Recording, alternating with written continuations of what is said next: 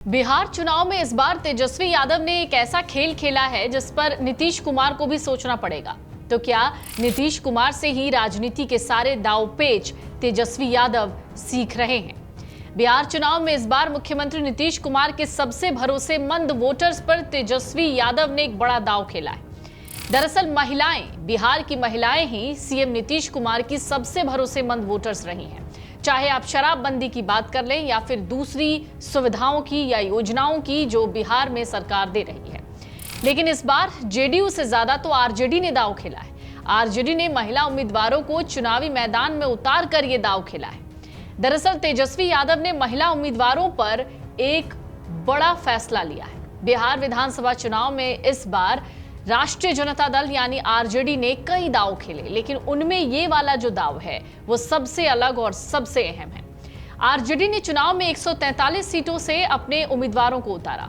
इन 143 सीटों में आरजेडी ने समाज के सभी वर्गों को साधने की कोशिश की, जिसमें वो थोड़े बहुत कामयाब होते हुए भी दिख रहे हैं। तेजस्वी यादव ने 24 महिलाओं को टिकट दिया है। दूसरी किसी भी पार्टी ने इतनी महिला उम्मीदवारों को टिकट नहीं दिया है।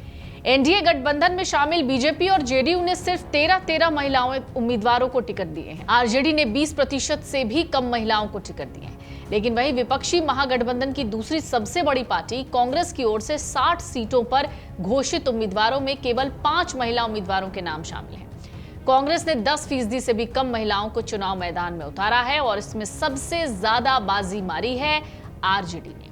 बिहार चुनाव में इस बार मुख्यमंत्री नीतीश कुमार के सबसे भरोसेमंद वोटर्स पर तेजस्वी यादव की नजर थी, यानी महिलाओं पर, और सबसे ज्यादा महिला कैंडिडेट्स को ही तेजस्वी यादव ने अपनी पार्टी से टिकट दिया है। तो क्या तेजस्वी यादव के इस दांव से नीतीश कुमार को एक बड़ा झटका लगेगा? इस सवाल का जवाब अभी दे पाना मुश्किल है, लेकिन बिहार की राजनीति में महिलाएं बहुत बड़ी भूमिका निभाती हैं।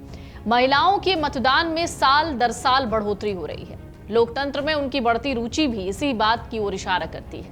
ऐसे में महिला उम्मीदवारों को कम तवज्जो देना कहीं सीएम नीतीश कुमार को भारी न पड़ जाए। आरजेडी ने 24 महिला कैंडिडेट को मैदान में उतारा। बिहार विधानसभा चुनाव में इस बार राष्ट्रीय जनता दल ने यह सबसे बड़ा फैसला किया। आरजेडी ने इन 143 सीटों में समाज के सभी वर्गों को साधने की कोशिश की, जिसमें वो सफल होते हुए नजर आ रहे हैं। तेजस्वी यादव ने 24 महिलाओं को टिकट दिया। दूसरी किसी भी पार्टी ने इतनी ज्यादा महिला उम्मीदवारों पर दांव नहीं खेला है। तो राष्ट्रीय जनता दल की लिस्ट का सामाजिक समीकरण क्या है? सबसे ज्यादा 52 उम्मीदवार यादव जाति के हैं, 18 उम्मीदवार मुस्लिम हैं, 13 उम्मीदवार कुशवाहा हैं, 2 कुर्मी हैं, अगड़ी जाति के 16 उम्मीदवार हैं। इनमें 7 राजपूत, 6 भूमियार, 3 ब्राह्मण शामिल हैं। 20 उम्मीदवार अनुसूचित जाति के हैं, इनमें 1 अनुसूचित जनजाति से है। कोयरी, कुर्मी, कुशवाहा के अलावा पिछड़ी और अत्यंत पिछड़ी जातियों के 21 उम्मीदवार हैं। इनमें चंद्रवंशी यानी कहार, नोनिया, तेली, मल्लाह जैसी जातियों को ज्यादा प्रतिनिधित्व मिला है। जेडीयू और बीजेपी के मुकाबले ये बहुत ज्यादा है।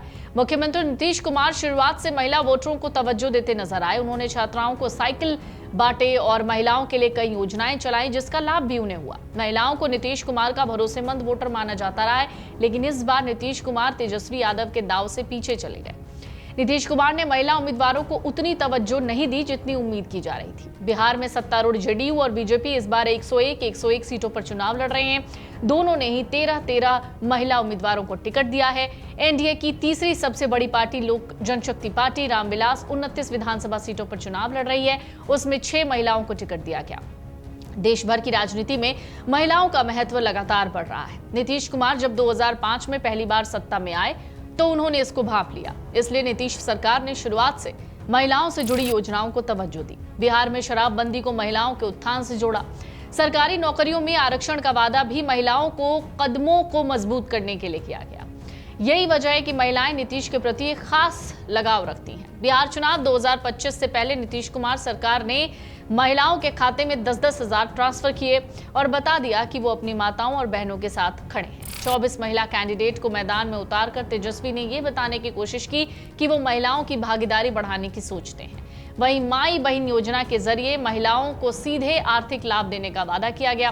तेजस्वी ने हर महिला को 2500 रुपए देने का वादा किया है। इसके साथ ही वो नीतीश सरकार के द्वारा महिलाओं के खातों में 10,000 रुपए ट्रांसफर करने की योजना के मुकाबले हर महिला के खाते में पूरे साल का एक मुश्त 30,000 रुपया एडवांस दे देंगे, ऐसा वादा कर रहे हैं। सत्ता में रहते हुए जंगल राज लाने का आरोप लगने के बाद भी आरजेडी ने कुछ बाहुबली नेताओं के परिवार को भी मैदान में उतारा है। इनमें शहाबुद्दीन के बेटे भी हैं। इसमें गैंगस्टर से नेता बने बोगो सिंह मटिहानी खुद मैदान में हैं। वहीं ओसामा शहाब यानी शहाबुद्दीन के बेटे, उनको भी आगे बढ़ने का मौका मिला है रघुनाथपुर से, जो सिवान लोकसभा सीट के अंतर्गत आता है।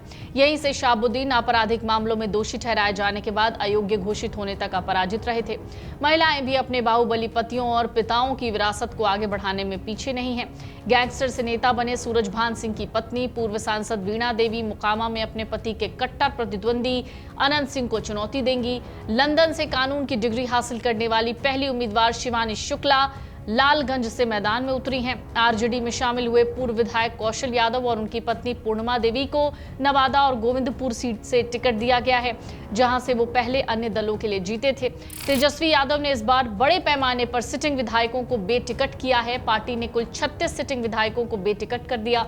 ये संख्या पिछली बार के चुनाव लड़ने वाले उम्मीदवारों का 25% है, जबकि कुल विधायकों की संख्या का करीब 40%। तेजस्वी ने केवल 41 विधायकों पर फिर से भरोसा दिखाया है, दोबारा उम्मीदवार बनाया है। जहानाबाद से विधायक सुदय यादव की सीट बदली गई है। उन्हें जहानाबाद की जगह कुर्था सीट से उम्मीदवार बनाया गया। आरजेडी की टिकट वितरण रणनीति आने वाले चुनाव में पार्टी के प्रदर्शन के लिए अहम हो सकती है। अगर आप ये वीडियो YouTube पर देख रहे हैं तो हमारे चैनल को सब्सक्राइब कर बेल आइकन दबाएं और Facebook पर देख रहे हैं तो हमारे पेज को लाइक करें।